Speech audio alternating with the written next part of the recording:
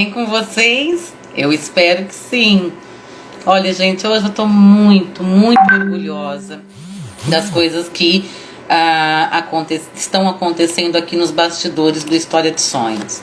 Eu tenho alguns poucos informes para dar para vocês, porque hoje a presença que eu vou ter dividida comigo aqui vai ser muito importante e a gente tem que aproveitar essa oportunidade. E o Novembro Azul pra gente, ele tem uma importância ímpar. Deixa eu só aqui, já tô vendo que o Dr. Grego, que é o nosso convidado, já tá por aqui. Deixa eu só autorizar. Entrando e eu vou falando com vocês, tá? Boa noite, doutor. Bem-vindo ao História de Sonhos. Eu só preciso de mais 2 informes e a gente já começa. Sem pressa, Ana. Quando a gente encontra a família do seu Jorge lá atrás e vê o que aconteceu entre ele e o Marcos, a gente percebe que é um assunto que parecia que não fazia parte da nossa rotina. Só parecia. Porque nós não tínhamos informação. Eu não tinha, os alunos não tinham, não era um assunto que se discutia em sala de aula. Pouquíssimo se falava. A diretoria de ensino, inclusive, nos pedia para que a gente fizesse apenas uma abordagem de cartaz, de panfleto, sem um bate-papo, sem um grande diálogo sobre isso. Foi um atrevimento da minha parte, eu reconheço, lá em 2017, querer falar sobre esse assunto com uma cola de papel na mão. Em 2018 eu me preparei bastante para poder falar, mas nunca com o conhecimento de quem experimentou passar essa doença, seja como familiar, seja como acompanhante do familiar, ou então acompanhante de algum amigo. Em 2019, Deus me surpreendeu de ter um caso mais próximo ainda, na minha família. Um caso que foi de sucesso? Sim, porque nós já tínhamos muitas informações. Então, hoje, a presença do Dr. Alexandre com a gente é tão importante porque nem tudo o que a Ana sabe é o suficiente. E quando a gente tem na nossa manga bons amigos, a gente tem muita coisa. Então, começa essa live assim. Primeiro, eu quero agradecer em especial a doutora Amilcar de Castro Matos, que nos proporcionou conhecer o Dr. Alexandre, conhecer o trabalho do Dr. Alexandre e hoje ele estar aqui com a gente.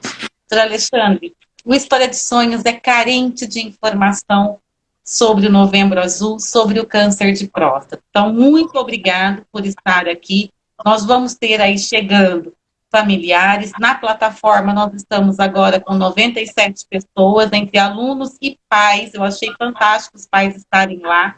E semana que vem, tudo que a gente produzir aqui vai para o nosso canal do YouTube para que mais pessoas possam ter acesso a essa informação. Já começo assim. Muito obrigada. Bom, imagina, Ana, para mim é um prazer te conhecer também, já que a gente só se falou pelo telefone, primeira vez que eu estou te vendo. Agradeço ao Amilcar também, que passou esse contato. Queria parabenizar vocês, a Histórias de Sonhos, porque realmente eu acessei o conteúdo, vi o que vocês fazem, eu achei excelente a penetração que vocês têm, os temas que vocês abordam, a forma que vocês fazem, então realmente eu achei sensacional. E para mim, sem dúvida, é um prazer poder participar, contribuir com algumas informações para que vocês fiquem sabendo um pouco mais sobre essa doença. E poder passar isso para os familiares. E quem tiver dúvida, pode, por favor, enviar alguma pergunta aqui no chat. A Ana vai acessando, eu não consigo acessar aqui, mas aí depois no final, se quiser me fazer alguma pergunta, não tem problema nenhum, eu estou aqui para poder esclarecer. Inicialmente eu queria me apresentar, e aí depois a gente começa esse bate-papo. Então, combinado. Meu nome é Alexandre Grieco, eu sou médico, urologista, eu trabalho hoje na PUC de Campinas, né? Lá eu sou preceptor da residência médica, então nós participamos da formação de outros urologistas lá no hospital. Além disso, eu tenho um consultório privado onde eu trabalho, que chama Centro Médico Casarão do Café, que é uma clínica, e tenho minha formação na Universidade Federal do Pará. Eu vim de Belém, eu nasci em Santa Catarina, mas fui para Belém, morei lá, fiz faculdade lá, e depois eu vim para São Paulo, onde eu fiz urologia na PUC, e lá eu continuei. Desde 2006 eu estou na PUC já, desde essa época. E trabalho com urologia porque é uma área que eu acho muito interessante, porque é uma área que abrange muita coisa. A urologia, ela atende tanto os homens como as mulheres, é a primeira coisa que as pessoas às vezes se perguntam. Às vezes eu atendo pacientes no meu consultório e eles vêm saindo mulheres da minha sala antes deles serem atendidos, perguntam, mas o que a mulher estava fazendo aqui? Então, assim, se assustam. Exato. Então, para a gente esclarecer, o que o urologista faz? O urologista, ele é o médico responsável por todas as doenças do trato urinário, seja masculino ou feminino. Então, aí vai a uretra, a bexiga, os rins, e do trato reprodutor masculino. E aí vai o testículo, o pênis, a próstata, toda essa parte que está relacionada com o órgão reprodutor masculino. E a gente trata as disfunções também, como disfunção erétil, problemas ejaculatórios, que está relacionado à atividade sexual do paciente. Então, o legal da urologia e o que me levou a fazer essa especialidade, que é uma especialidade muito completa, porque a gente trata de doenças clínicas, né, como uma disfunção erétil ou dores que ele pode ter no testículo, ou mulheres com incontinência urinária, e a gente trata doenças cirúrgicas, como os cânceres.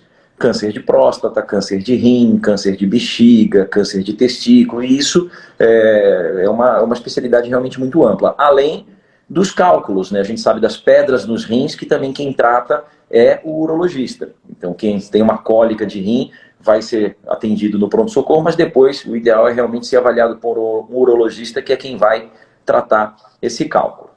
Certo? Doutor Alexandre, o senhor já respondeu a primeira pergunta que nós tínhamos aqui, porque a grande maioria das pessoas conhecem a profissão, mas não a compreende, né? Uhum. Semana passada eu tive aqui um geógrafo falando com a gente, e quando deu toda a explanada da profissão, gerou 300.000 perguntas aqui na semana, porque os meninos imaginam geógrafo só professor de geografia.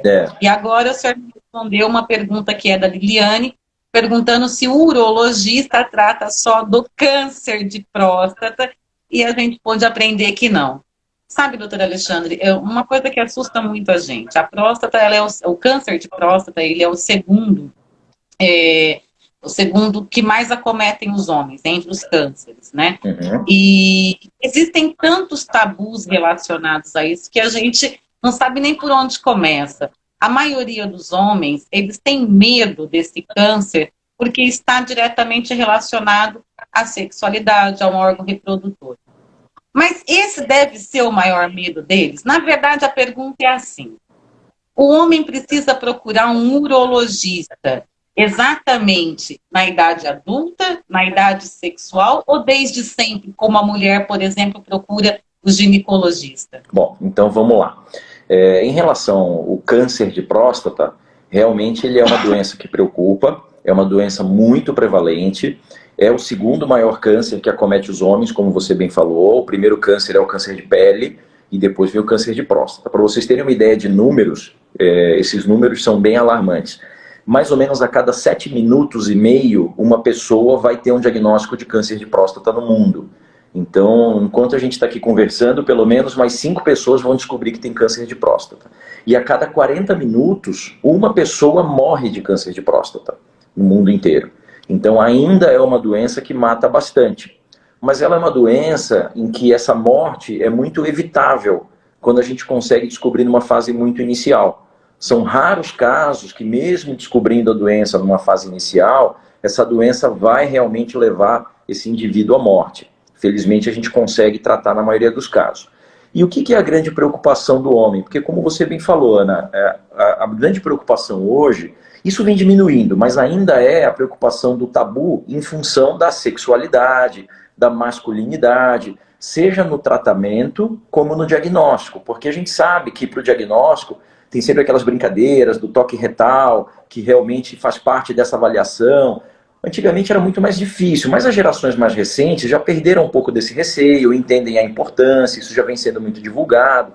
O toque retal é um exame muito importante, porque através desse exame rápido e fácil que a gente faz, que demora mais ou menos algo em torno de 5, 7 segundos, é muito rápido, a gente consegue avaliar o tamanho da próstata, a consistência que ela tem, se ela está endurecida, se não está, se tem um nódulo. Então é muita informação. E aí as pessoas perguntam, pô, por que não faz outro exame para descobrir isso? Porque que outro exame vai ter o mesmo custo de um exame de toque que me dá todas essas informações? Nenhum. O toque não tem custo. É um exame físico. Então eu vou substituir isso por uma ressonância magnética, um exame que custa um absurdo de caro, que nem todas as pessoas podem fazer, inclusive, porque existem contraindicações para fazer um exame de ressonância, sendo que um exame físico resolveria esse problema. Além disso, as pessoas têm aquele receio também de que se elas descobrirem que tem um tumor de próstata, quando forem tratar, elas podem perder a capacidade viril, a masculinidade, ou podem perder a potência sexual, e isso não é totalmente verdade, porque hoje a gente tem muitas formas de tratar que são muito seguras e que diminuiu muito esse problema em relação ao tratamento de câncer de próstata, que a gente pode falar um pouquinho mais para frente sobre tratamento. Eu queria primeiro conversar um pouco mais sobre a doença, questão de sintomas, para depois a gente entrar na questão do tratamento propriamente dito. Sabe, doutor Alexandre, as pessoas elas têm um entendimento até errado. Eu me lembro que em 2018 eu tive acesso a uma imagem do que era a próstata. Eu nunca tinha visto, né, mulher adulta, mãe, casada, relacionamento sexual, ok, mas eu nunca tinha visto a imagem da próstata. Quando a gente mostra uma palestra que a gente tem consegue mostrar esse visual, fica mais perceptível para as pessoas do porquê do exame retal. Porque ela fica escondidinha ali, né? E para acessar essa informação, para acessar esse órgão, não tem outra forma, não existe uma outra forma de se ter clareza de como ela é de fato. Os meninos me perguntam muito assim, Ana, mas eu sou jovem, para que eu vou aprender sobre isso? E o câncer de próstata é uma doença só da idade adulta, a idade mais madura. Aí eu vi que a gente já tem uma pergunta aqui na live que é referente sobre isso, inclusive. Se o câncer de próstata só acomete em homens na idade adulta. Bom, então vamos lá. Em cima disso que você falou, tem algumas considerações aí para a gente levar.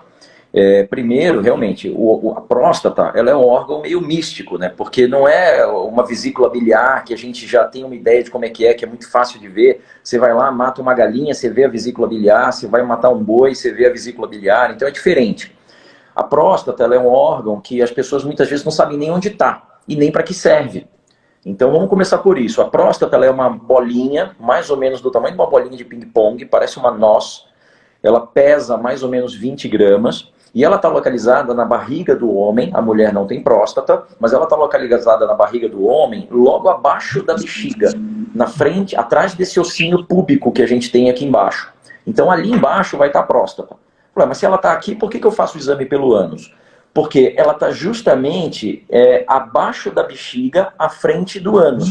Então quando a gente faz um exame de toque retal, a gente consegue tocar a próstata através do ânus, porque eu consigo alcançar com o meu dedo. Então eu consigo medir, como eu falei, ela tem mais ou menos 20 gramas, e aqui é mais ou menos 4, 5 centímetros de diâmetro, sinto a consistência e tudo mais. E aí vem uma outra confusão que as pessoas fazem. É muito comum chegar paciente no meu consultório, por exemplo, que eu sou urologista, e vir tratar a hemorroida.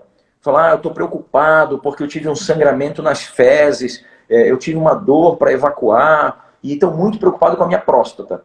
E, na verdade, esse tipo de sintoma não tem relação com a próstata. Porque, como a gente está dizendo, a próstata ela é examinada pelo ânus, mas ela não tem relação com doenças do ânus ou do intestino. Geralmente, esses sangramentos podem ser uma hemorroida, pode ser uma fissura anal, alguma outra doença relacionada ao ânus ou ao intestino. Mas, normalmente, a próstata não vai estar relacionada com esse tipo de sintoma.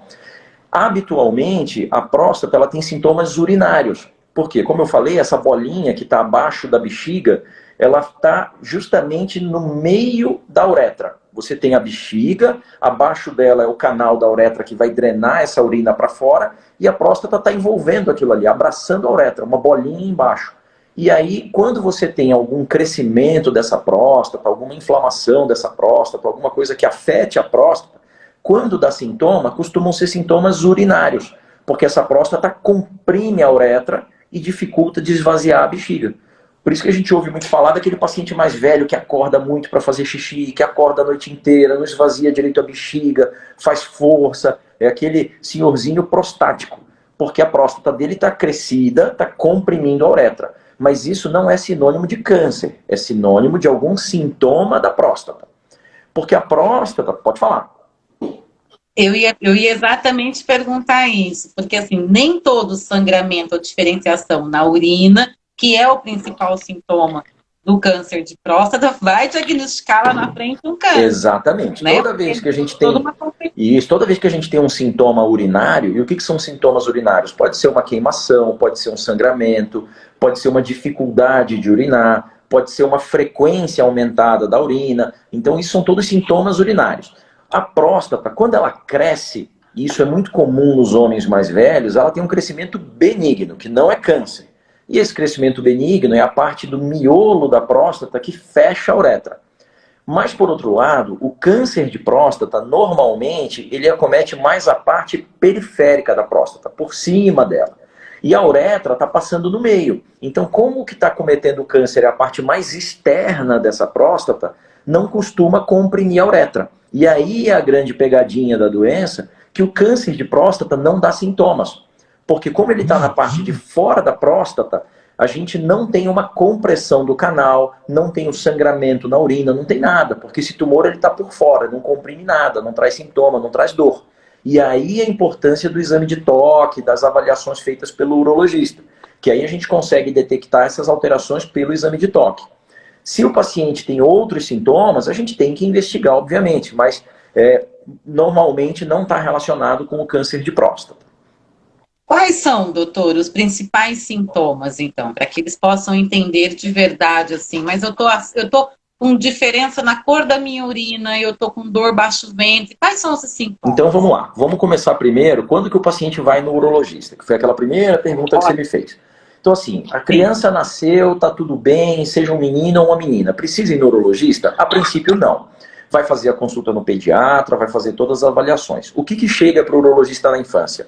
Alguma malformação que essa criança pode nascer, uma alteração renal, uma alteração de bexiga, pode chegar fimose, que é muito comum, aquelas crianças que cresceram um pouco mais e continuam com a pele do prepúcio fechando, começam a ter inflamações, aí esse caso precisa realmente fazer a cirurgia da fimose, aí vai para o urologista ou para o cirurgião infantil. Passou essa fase, não tem necessidade de marcar de rotina uma consulta no urologista. A não ser quando aquele adolescente, principalmente nesse caso o menino, começa a ter uma vida sexual, tem dúvida dessa parte, do começo da vida sexual, aí procura o urologista para algum tipo de orientação, para saber se é normal, se o tempo que está tendo da relação é normal, se aquela experiência foi adequada, e às vezes está em dúvida, às vezes não tem o pai para poder conversar sobre esse tipo de assunto, e aí acaba procurando um urologista para tirar essas dúvidas. Passou essa fase, o adulto, normalmente, a recomendação é que vá no urologista após os 40 anos ou 45 anos. Aí é quando realmente começa a ir, mesmo sem sentir nada. A não ser que durante a vida ele tenha alguma queixa. Aí ele precisa ir no urologista. Teve cólica renal, teve pedra no rim, teve disfunção erétil, teve algum sintoma urinário, aí vai no urologista. Mas se não tem nada de rotina, geralmente os homens adultos, após 40, 45 anos, que começam de fato a procurar urologista. A recomendação hoje para rastreamento de câncer de próstata é que a partir dos 50 anos o homem faça essa avaliação específica para câncer de próstata. Para fazer exame de toque, se for necessário PSA, se for necessário exame de ultrassonografia ou qualquer outro tipo de exame. Se tiver algum caso na família, ou seja, o sujeito teve um irmão, o pai, o tio que teve câncer de próstata, ou se ele for negro, porque no negro é mais frequente câncer de próstata, essa pessoa precisa ir antes, a partir dos 40, 45 anos, para poder começar a fazer exames de rotina também. E a partir daí vai anualmente, a cada 1 ano e meio, dependendo de como tiverem os exames. O rastreamento é muito importante, né, doutor Alexandre? Tanto pelo fator idade, quanto pelo fator genético, a carga genética que a gente carrega. Mas o homem tem muito problema para ir no clínico geral. A gente quase mata o marido, quase mata o filho, para levar no clínico geral. Como que a gente convence as mulheres, né, as mães, as irmãs, as esposas? Qual o poder de argumentação que a gente tem para que vá numa consulta de rotina? Fez 40 anos, dou de presente para ele uma consulta com um urologista, é isso? O que eu vejo com frequência é justamente isso que você falou, né? As pessoas, os homens, não vão. Isso é rotineiro. O que acaba acontecendo é a mulher, a filha, o filho, acabam convencendo essa pessoa a ir no urologista. Que argumento usar? Bom, o melhor argumento é de que, se ele for, é maior chance de ver a família dele envelhecer. Ele quer envelhecer com saúde e poder acompanhar os filhos, os netos e tudo mais. E isso é super importante. O importante é a orientação, é o esclarecimento. Porque é muito mais importante, é muito melhor, é muito mais efetivo a gente descobrir, pensando no câncer de próstata, numa fase inicial assintomática, do que eu esperar esse sujeito realmente estar numa fase muito mais avançada, para daí eu poder tratar esse câncer de próstata. Porque às vezes eu não tenho mais cura para ele. Eu posso melhorar um pouco mais a qualidade de vida, mas talvez eu não consiga curar. Então, sem dúvida, o melhor argumento é esse. Fala, ó, você tem a sua família, você ama a sua família, você quer ficar com a sua família, nós vamos ficar tristes também se você não puder ficar com a gente, se você ficar doente. Então faça isso. Se você não está pensando em você, pense em nós. Mas se cuide, porque você é importante para a família e a gente quer que você se cuide. Então acho que esse é o melhor argumento, né? Essa conscientização da importância. Fica agora uma dica para as mulheres que acompanham História de Sonhos. Veja bem, esse ano, quando a gente terminou o Setembro Amarelo, os meninos me sentaram aqui, os agentes multiplicadores, por causa da minha história com câncer, que já é pública, todo mundo sabe. Então os meninos me sentaram e falaram, Ana, a gente quer o depoimento do seu marido, não é de você esse ano. Eu falei, mas por quê? Ah, porque ele conta a história de um jeito que também é difícil, foi difícil para ele também. A gente já sabe que foi difícil para você, que foi difícil para mim, mas ouvindo ele contar, a gente sabe que foi muito difícil para ele. E aí criou-se essa ideia do Outubro Rosa ser as percepções masculinas e do Novembro Azul ser as percepções femininas. Mas do forte que os meninos, eu acho que aí eles foram bem eficientes, quando a gente conscientiza a mulher da família, a mulher, por ser cuidadosa com mais, né? Cuidadosa com a saúde dela, de todos aqueles que ela ama, ela proporciona para esse homem esse pegar no pé, esse puxar a orelha, de fazer frequentar. Então, esses sintomas que o doutor Alexandre está discorrendo para a gente, nós mulheres temos que ter atenção também. Por quê? Porque às vezes a gente consegue, né, doutor, por ser companheiro de vida, por ser companheiro de residência, por morar no mesmo ambiente, perceber algumas alterações, como, por exemplo, o excesso de micção, né? A quantidade de vezes que a pessoa vai ao banheiro. Qual os sintomas visíveis que a gente de lado de fora, enquanto esposa, companheira, consegue perceber além do excesso da micção? Existe outro? Esse é o problema, Ana. No câncer de próstata, nem o excesso da micção é um sintoma do início da doença. Então, por isso que a gente reforça muito a importância de fazer uma busca ativa, de ir lá, fazer exame, porque não tem sintoma qualquer. A pessoa está vivendo normalmente e às vezes é uma surpresa, porque vai lá fazer um exame, não está sentindo nada e a gente acaba descobrindo realmente um tumor de próstata, que nesses casos costuma ser inicial, justamente porque a pessoa não está sentindo nada. Mas, infelizmente, não tem nada que você vai observar para pensar num tumor. Agora, é claro, se a pessoa começar a apresentar sintomas, também pode ser, mas não numa fase tão inicial assim. Mas, como eu falei, não é específico, tá? Então não é porque uma pessoa está urinando mal, fala, nossa, ele está com câncer de próstata, vai morrer, já está avançado, não é isso. Mas são sintomas de alerta que a pessoa tem que procurar o urologista, mesmo não sendo um câncer de próstata. O que agrava, doutor? O que agrava é a negligência desse homem, o que agrava com ele mesmo, né, do autocuidado. O que agrava é ele ir procurar ajuda quando já não tem mais o que ser feito, né? Ele não entender que a idade dos 40 anos é essa maturidade. Porque assim, doutor, uma pergunta até aqui do Zé Nelson, que é o pai do Marco Antônio. O Zé Nelson fala assim, que ele não tem câncer de próstata, ele tem hiperplasia. Isso, que é o crescimento benigno.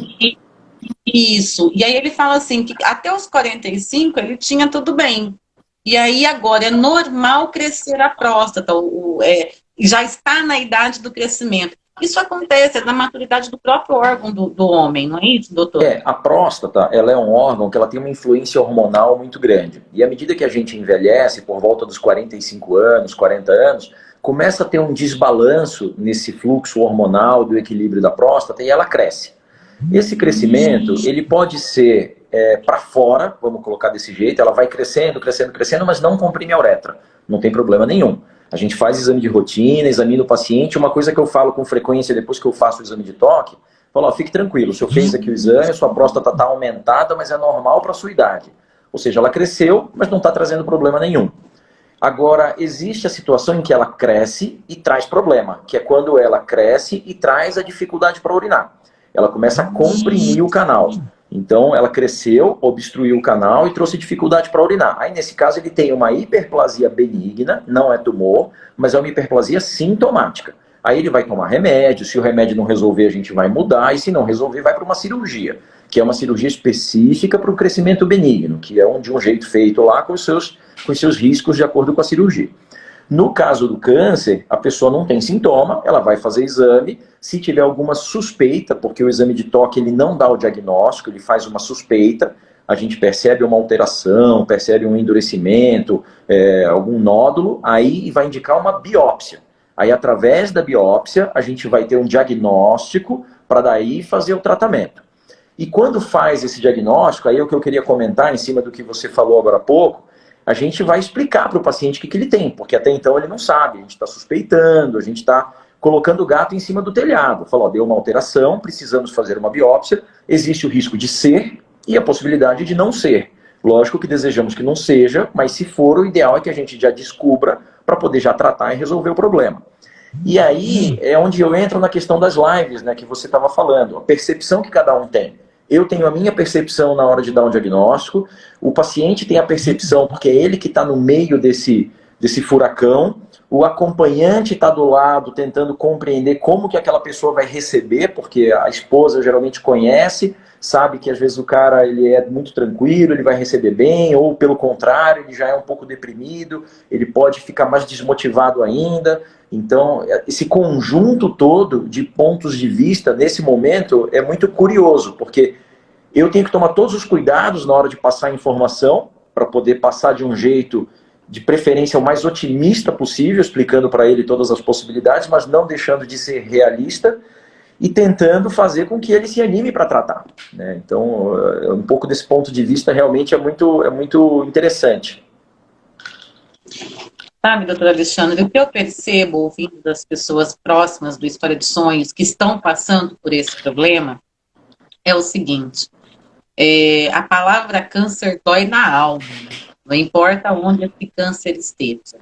E o paciente que está sob aviso, que ele está aguardando o diagnóstico, quando ele ouve essa palavra, que ele está com essa doença, me parece que se tira dele a vontade de viver, se tira dele o tônus vital.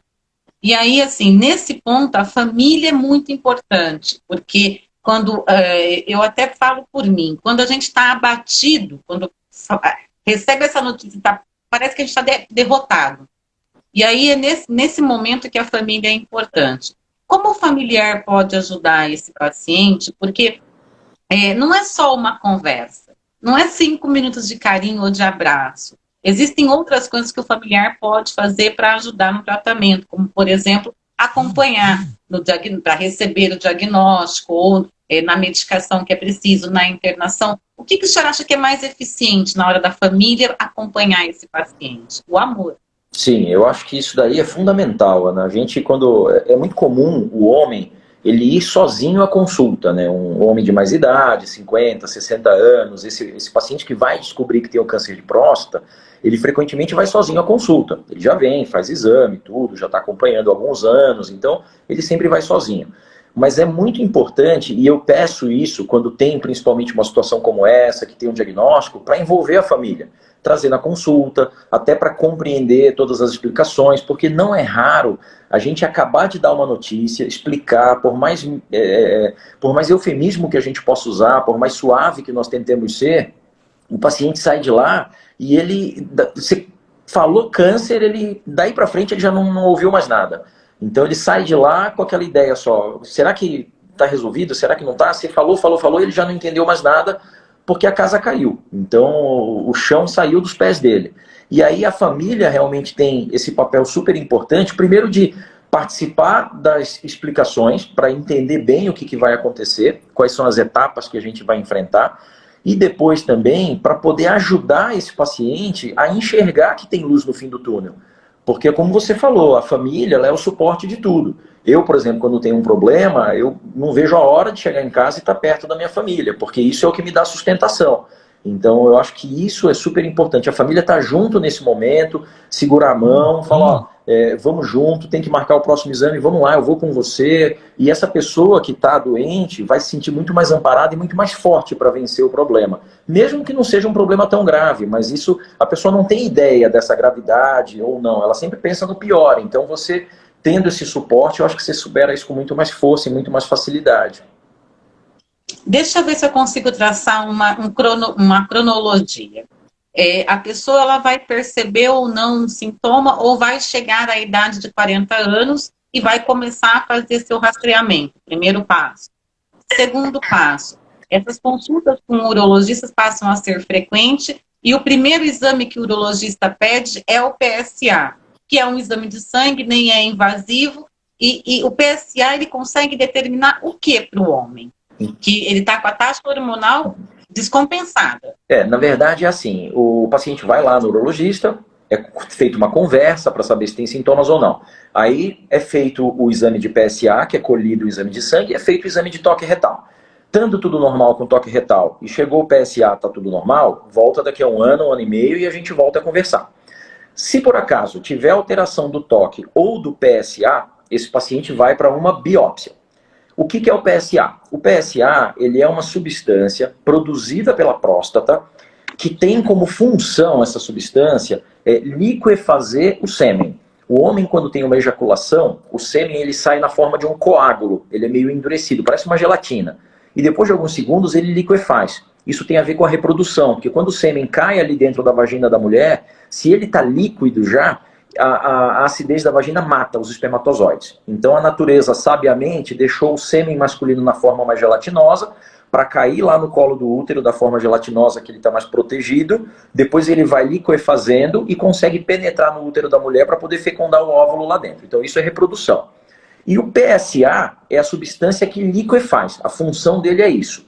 Só que depois de algum tempo, os estudiosos descobriram que essa substância que é produzida pela próstata não é produzida em nenhum outro local. E dá para dosar ela no sangue. E eles conseguem perceber que quando tem alguma agressão à próstata, que pode ser um trauma, por exemplo, o sujeito andou a cavalo, galopando, tem um traumatismo do períneo, ou ele teve uma infecção dessa próstata, que é uma prostatite, ou ele tem um câncer da próstata, que são células crescendo ali de forma desordenada, tudo isso faz o PSA subir. Então, o PSA, a gente vê que ele é específico da próstata, mas não é específico do câncer. Então, quando o paciente tem um PSA alto, PSA chama antígeno prostático específico.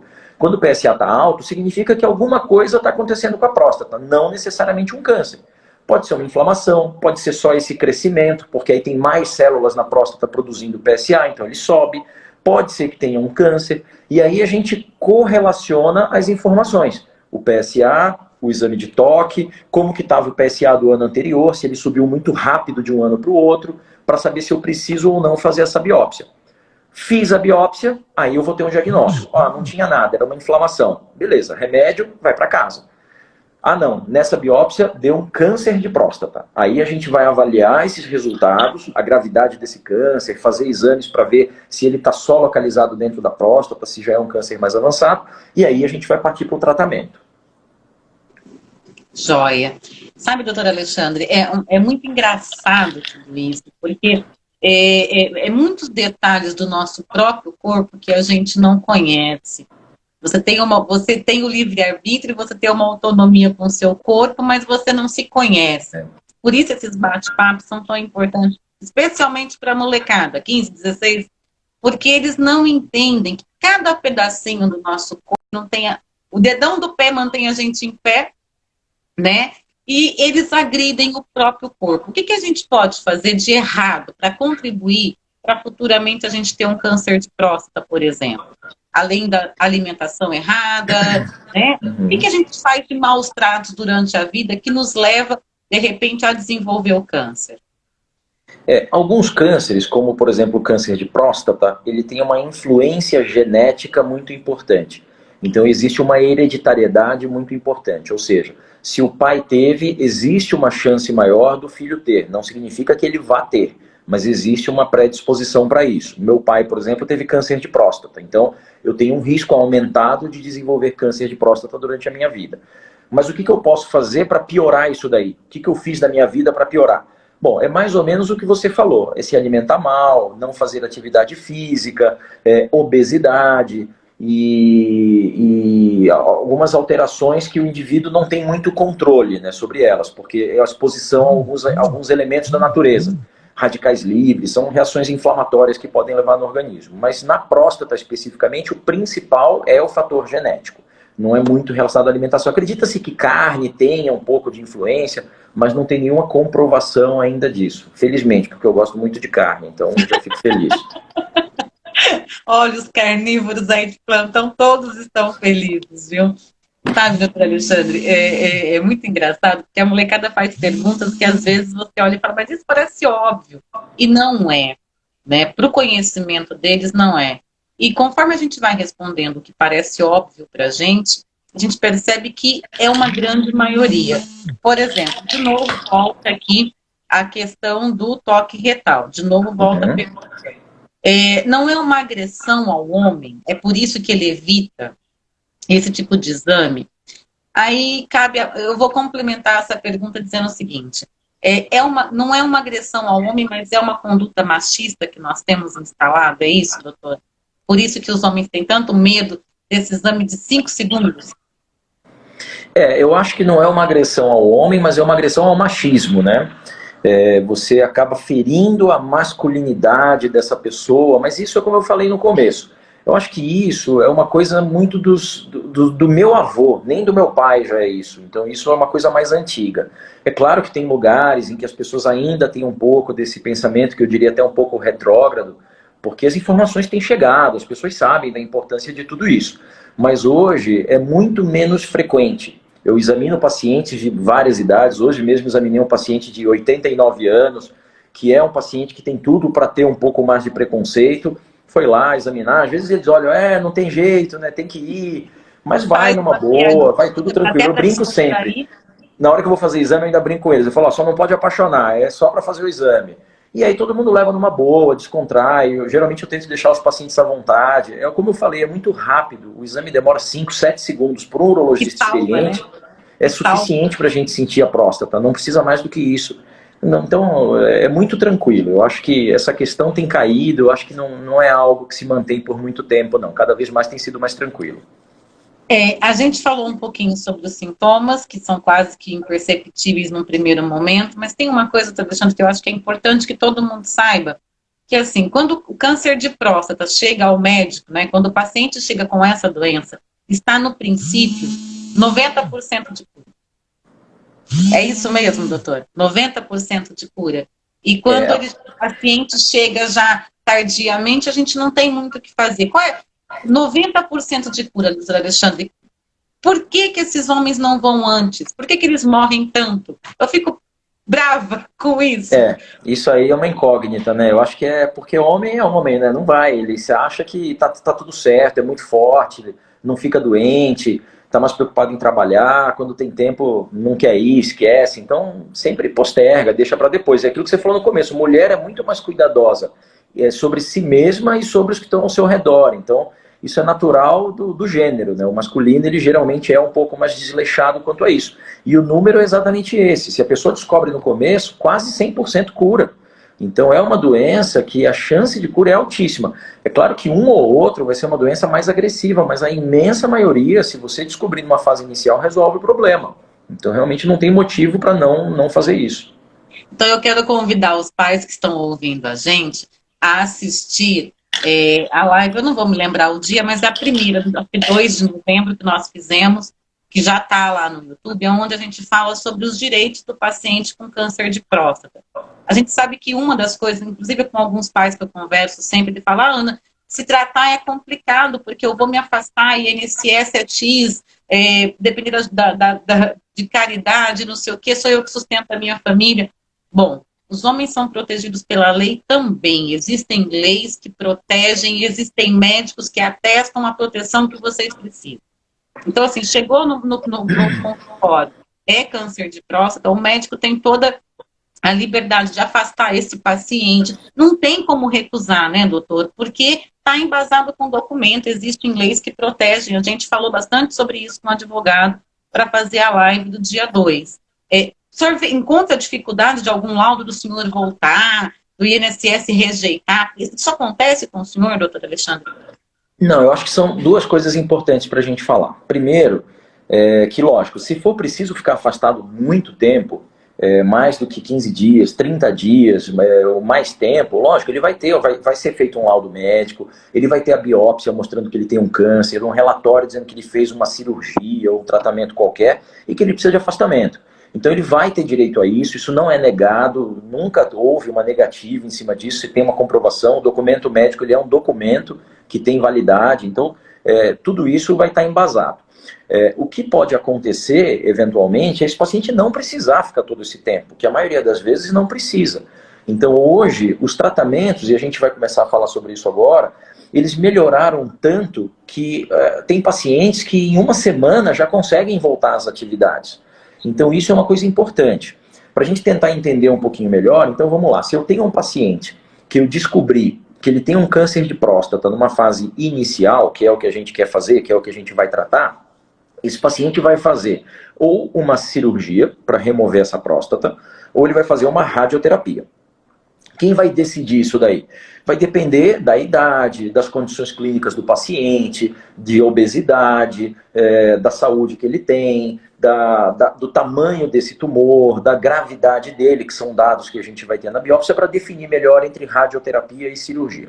Supondo que esse paciente foi para uma radioterapia. Como que é feito a radioterapia? Ele vai numa clínica, vai passar numa consulta, onde vai ser feita uma avaliação por um radioterapeuta, que é o médico especializado em aplicação de radioterapia, vai fazer uma avaliação da dose que vai ser aplicada, e ele vai começar a aplicar uma vez por dia uma aplicação de radioterapia. Então ele vai na clínica, faz a aplicação, que é como se fosse fazer, eu brinco com o paciente, é igual fazer uma chapa do pulmão. Ele vai lá fazer uma aplicação, que é uma máquina, aplica o raio, vai embora para casa. Ele pode trabalhar, pode ir para casa, ele vai para o sítio, vai fazer o que ele quiser. Aplicou, vai embora. No dia seguinte ele volta, aplica de novo. No dia seguinte, aplica de novo. Ele vai fazer mais ou menos 35, 40 aplicações diárias, com intervalo dos finais de semana. E isso normalmente não impossibilita essa pessoa de continuar trabalhando, porque ela está tranquila, está fazendo uma aplicação externa de radioterapia. Lógico que tem alguns efeitos colaterais, eventualmente se tiver essas complicações, vai poder ficar afastado para poder tratar esses efeitos colaterais, mas não são frequentes. A radioterapia melhorou muito a qualidade, então isso também não é tão frequente. Por outro lado, se esse paciente optou pela cirurgia, hoje a gente tem técnicas minimamente invasivas para retirar essa próstata, que são cirurgia laparoscópica, cirurgia robótica, em que o trauma para o organismo ele é muito diminuído. Então a pessoa tem pouca dor no pós-operatório, rápido ela se recupera para fazer suas atividades, mais ou menos com uma semana a gente já consegue tirar a sonda desse paciente, porque ele vai ficar com uma sonda ali na uretra, e após isso ele já vai poder dirigir, já vai poder fazer as suas atividades mais básicas, e com mais ou menos 15 dias já pode carregar peso. Então, numa evolução satisfatória, com 15 dias a pessoa está muito bem. Então hoje pode começar a perder um pouco desse receio. Na verdade, assim, de tempos em tempos a gente percebe que a medicina ela vem se tornando cada vez mais invasiva e tratando as coisas com muito mais eficiência. Os estudos mostram que nós estamos evoluindo muito nisso tudo. Eu vejo aqui, olha bem para o senhor ver, pai e filho, né? Eu estou com o neto é aluno. E o neto dizendo o seguinte, estou falando neto porque o sobrenome dele também é Neto, que é o Guilherme Neto. Está dizendo que o vô passou pelo câncer de próstata, foi sofrido há 22 anos atrás, foi muito sofrido, e perder o vô nessas circunstâncias foi doloroso para todos. Que o pai dele viveu uma vida toda com medo do câncer de próstata, no entanto, ao pegar câncer de próstata aos 56 anos de idade, teve um tratamento de sucesso, de ponta. Hoje o pai dele é tão ou mais funcional do que antes. Olha que interessante poder contar isso também para a molecada. O que tem de moderno, doutor Alexandre? O que tem de mais novidade agora para o tratamento? O que tinha antes, que se fazia, especialmente sobre cirurgia, né, que é o que evoluiu bastante, e é o que se mais faz, é o melhor tratamento ainda para o câncer de próstata, a cirurgia. O que era o problema antigamente? Não se conhecia muito bem. A cirurgia de próstata ela é recente, ela não é uma cirurgia muito antiga. E cada vez mais, com o aprimoramento dela, começou a identificar o que você podia fazer para melhorar, principalmente sobre os efeitos colaterais. Porque a grande preocupação, quando você tira a próstata, pela localização dela, que eu expliquei ali abaixo da bexiga, envolvendo a uretra, você tem duas grandes preocupações. Três, na verdade. A primeira, obviamente, tirar o câncer. A segunda, que é como eu explico para meus pacientes, preservar a continência. Porque logo abaixo, a próstata está aqui, a uretra está abaixo, logo abaixo dela está um músculo que segura a urina. Esse que a gente trava ali, que o homem trava o xixi, trava o cocô, é esse músculo. Então, na hora que eu vou remover essa próstata, por ela estar muito próxima desse músculo, pode existir alguma lesão. E isso no passado era muito frequente, porque as cirurgias elas eram iniciais, os materiais, a própria visão, porque eram cirurgias abertas. Então, hoje tem melhorado cada vez mais isso daí pela laparoscopia, pela robótica, que a gente consegue enxergar melhor a anatomia lá dentro do paciente.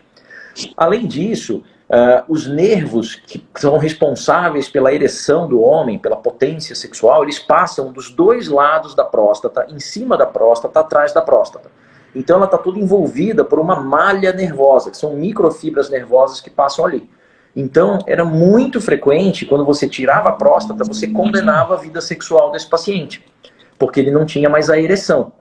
Ele até poderia ter uma sensação de prazer pelo atrito ali do peito, mas não tinha mais a ereção. E aí, obviamente, desmotivava, o paciente ficava deprimido e começava a fugir. Os amigos já não queriam operar quando descobriam que tinham doença, pelo medo desses efeitos. E hoje, então, com esse avanço da tecnologia, os estudos que saíram da melhor avaliação da anatomia, de onde está o nervo, de onde está o músculo, a gente consegue hoje, pelas técnicas cirúrgicas, preservar melhor essas estruturas, diminuindo em muito esses efeitos colaterais, que são a impotência e a incontinência urinária. Então, isso é o que tem melhorado bastante no tratamento de câncer de próstata com a laparoscopia e com a robótica. Até para a própria disfunção erétil, né, doutora? O tratamento hoje é fantástico. Eu tenho lido bastante sobre isso e não dá mais para ter aquele medo que tinha antes, né? Exato. Eu tenho um amigo que a gente é bastante próximo, ele usa prótese peniana.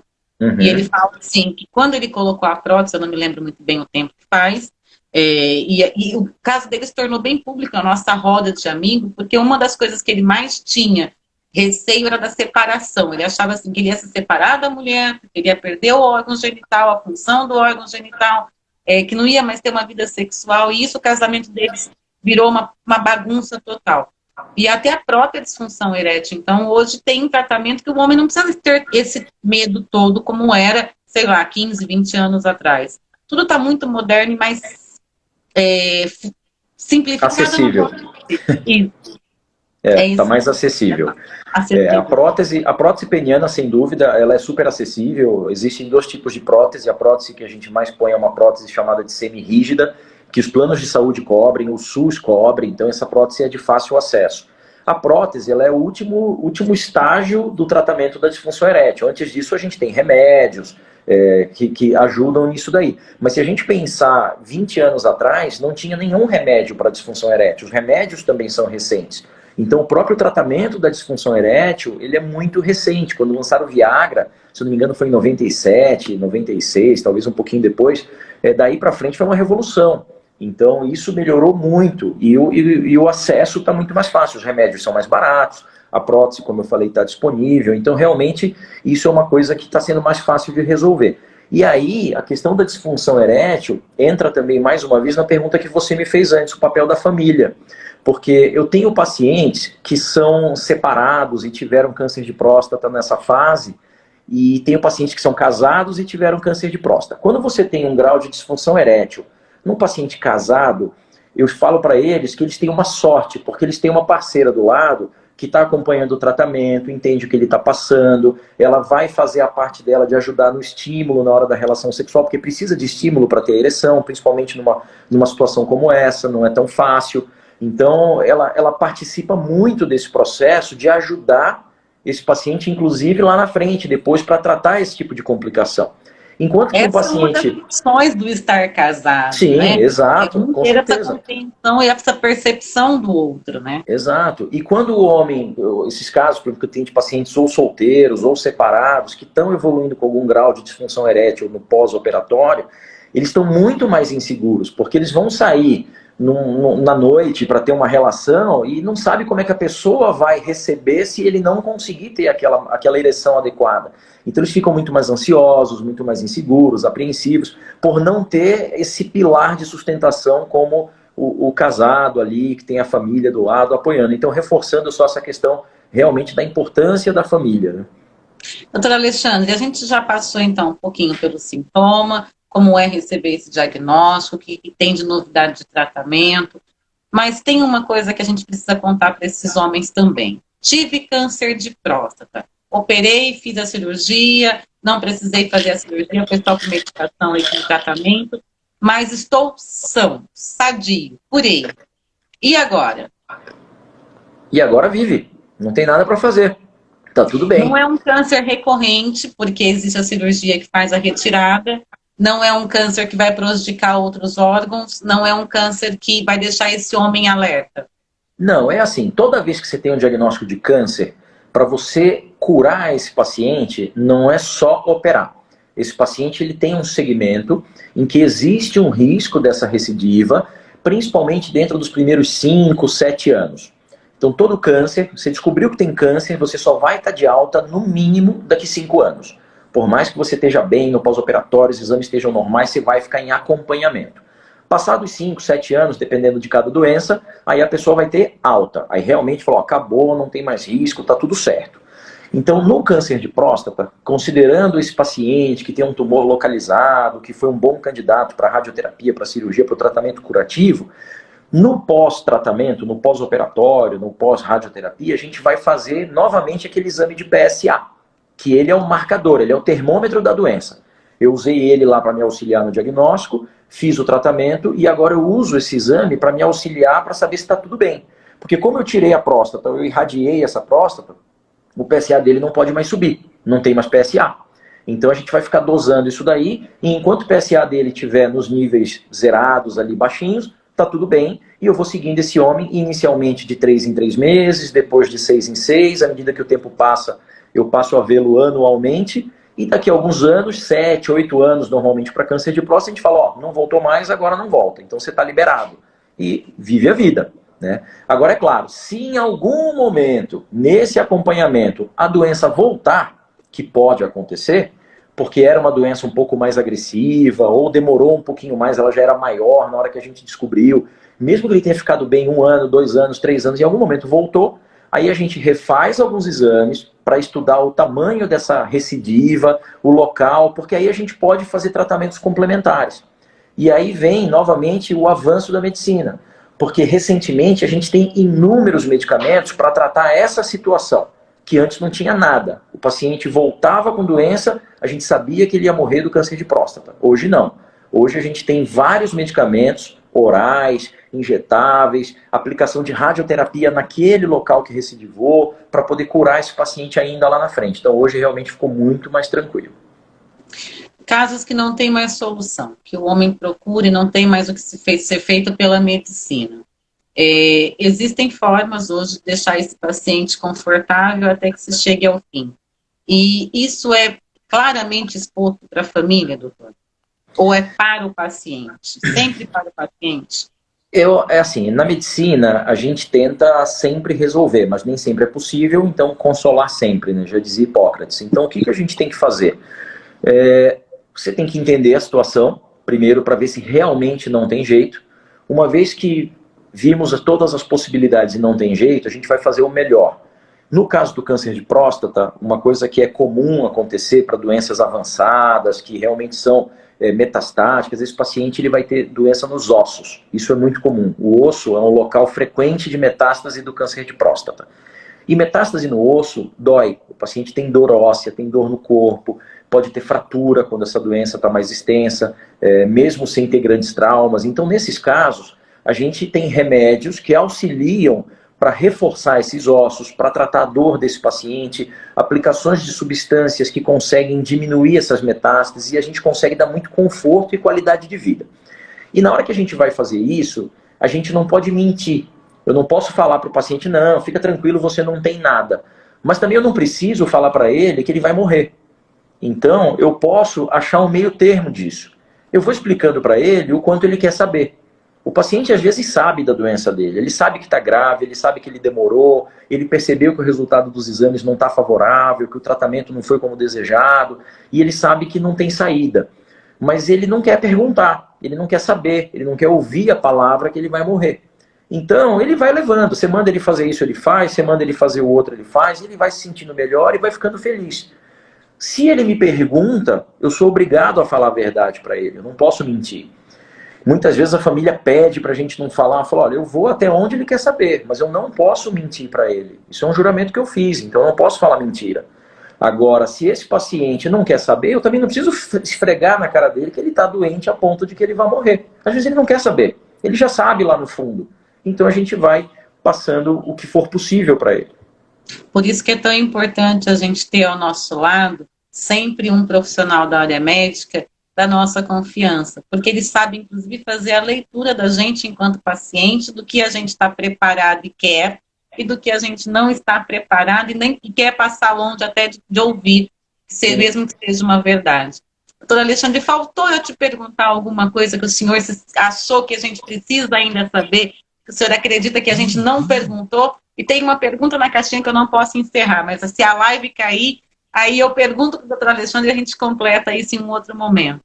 Tá bom. Bom, eu acho que de importante a gente comentou tudo aqui, Ana. Acho que a gente falou um pouco de rastreamento, falamos de diagnóstico, falamos de sintoma, importante de exame físico, toque retal. Eu acho que falamos bastante coisa, assim. Não sei se tem mais alguma pergunta que lançaram aí, mas a princípio eu acho que foi tudo contemplado. Tem sim. Tem uma última que não é referente a câncer de próstata, mas importante tanto, que é sobre o Abril Lilás. Alguém deve ter sapeado sua vida e viu que o senhor fez uma campanha, ou participa de uma campanha até por conta da urologia. Será que dá para contar rapidinho para eles o que é isso? Na verdade, isso tem a ver com a reprodução humana, né? Então a gente fala da questão de fertilidade, então preservação de fertilidade também. O urologista, ele também participa na parte reprodutiva quando vai fazer reprodução assistida, né? Inseminação artificial. Então às vezes a gente precisa coletar espermatozoide de testículo de homem que já fez vasectomia. Então tem a ver com isso, com a parte de fertilidade. Doutor Alexandre, primeiro, gratidão eterna. A gente está muito honrado do senhor estar aqui com a gente. Na plataforma agora nós estamos com 122 pessoas, vários pais estavam aqui, vai gerar outras dúvidas com certeza, mas doutora, a gente vai disponibilizar para vocês aonde encontra o médico, doutor Alexandre, o urologista, que vocês possam até de repente marcar, consulta, uma pessoa super acessível para os pacientes dele, dentro das áreas, do segmento da urologia. Eu agradeço muito a sua participação. Para a gente foi muito importante. O Novembro Azul tem, sim, uma situação muito particular dentro do História de Sonhos. A gente tem histórias lindas de pai e filhos que se reestabeleceram por buscar esse tipo de informação, saber, na verdade, ser imposto para eles essa informação e eles entenderem que isso é útil. Hoje não é mais imposição nossa. Hoje o Novembro Azul é cobrado pelos nossos alunos. E todo ano a gente... É verdade, doutor, é verdade. O senhor não sabe quanto o molecada é capaz de fazer comigo. Eu acredito. O senhor não tem ideia. Então, assim, eles cobram a campanha, eles se empenham em fazer a campanha. Eu estou muito feliz que o senhor pôde atender o nosso pedido e estar aqui hoje com a gente. Para mim foi um prazer, viu, Ana? Foi muito legal. Eu fico muito feliz de poder passar essas informações. Eu tenho como formação, sou professor, fui professor da faculdade, ensino para os residentes, então eu gosto sempre de explicar. Você vê que eu falo bastante, às vezes até te atropelando aí. Então, para mim, realmente é um prazer, viu? Imagina, te ouvir hoje foi muito esclarecedor para todos nós, para mim, para eles, para os pais, para as famílias. Deixar esse conteúdo público vai ajudar alguma pessoa específica. Eu sempre penso que as informações salvam vidas. E quanto a gente puder produzir informação de qualidade e de forma gratuita para o maior número de pessoas possíveis, eu vou estar aqui para fazer isso. E pelo visto o senhor também. Sim, com certeza. Pode contar comigo. Muito obrigada, doutor Alexandre. Até a próxima semana, gente. Quem vai estar aqui? Ah, você vai ter que ficar por aí para descobrir. Eu não vou contar, não. Obrigada, Alexandre. Até a Um abraço próxima. para todos. Tchau, tchau. Tchau.